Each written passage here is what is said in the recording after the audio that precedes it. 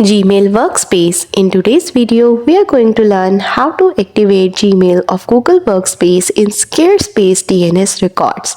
The process is quick and simple. You just have to follow these steps.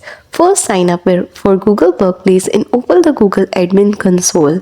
Here, copy the MX records provided by Google for Gmail setup. Then go to your Squarespace dashboard.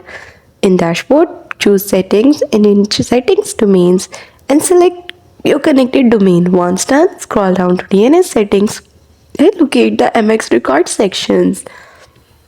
Once found, delete any existing Squarespace MX record to prevent conflicts. Then add each of the Google MX records one by one, including their priority values, exactly as shown. Once all 5 MX records are added, save your changes. Then return to the Google Admin Console and click Activate Gmail to verify the setup. The verification process can take up to 48 hours to fully propagate.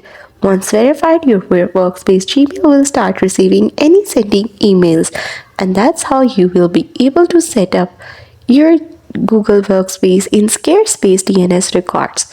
Thanks for watching. Don't forget to like and subscribe.